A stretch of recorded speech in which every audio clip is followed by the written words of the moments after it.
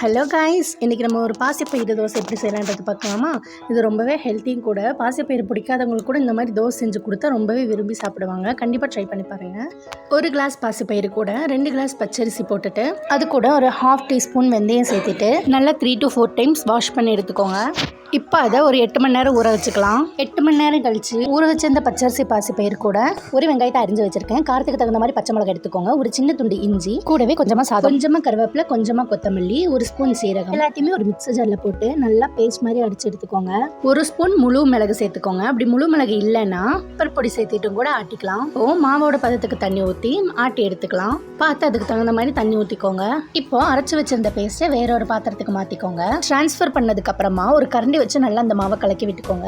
இப்போ இதில் ஒரு 1/2 ஸ்பூன் இல்லைன்னா 1/4 ஸ்பூன் ஆப்பசோடா சேர்த்துட்டு நல்லா மிக்ஸ் பண்ணி விட்டுக்கோங்க.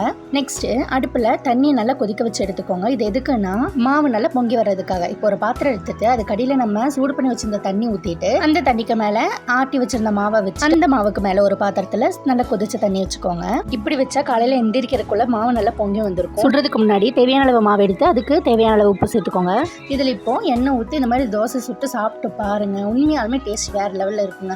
கண்டிப்பாக நீங்கள் ட்ரை பண்ணி பார்த்துட்டு ஃபீட்பேக் கமெண்ட் பண்ணுங்க. இப்போ இதுக்கு தொட்டுக்க வந்துட்டு சட்னியை ரெடி பண்ண போகிறேன். இல்லை வரமிளகா எண்ணெயில் வரமிளகா இல்லைனா பச்சை மிளகா ஏதாச்சும் ஒன்று ஆட் பண்ணிவிட்டு அது கூட வெங்காயம் பெருசாக கட் பண்ணிவிட்டு அதையும் இந்த பச்சை மிளகா நல்லா வெந்ததும் அது கூட சேர்த்துட்டு ஒரு சின்ன துண்டு இஞ்சியை கட் பண்ணி போட்டுக்கோங்க. இஞ்சி நல்லா இதானதுமே அது கூட தக்காளியை போட்டு தக்காளி மசிகிற வரைக்கும் வெயிட் பண்ணிக்கலாம். இப்போ அதுக்கு தேவையான அளவு உப்பு போட்டு கொஞ்ச நேரம் மூடி வச்சுக்கோங்க. தக்காளி வெந்ததுக்கு அப்புறமா அதுக்கு தேவையான மசாலா சேர்த்துக்கோங்க. மஞ்சள் பொடி, தேவையான அளவு மிளகா பொடி, மல்லிப்பொடி, இது 3 சேர்த்துட்டு நல்லா மிக்ஸ் பண்ணிக்கோங்க. இப்போ ஃப்ளேவருக்காக கொஞ்சமாக கருவேப்பிலை போடுறேன். கருவேப்பிலை போட்டு சூடாக ஆறினோடனே மிக்ஸர் ஜாரில் போட்டு மிக்ஸ் பண்ணி எடுத்துட்டிங்கன்னா சூப்பரான சட்னி ரெடி.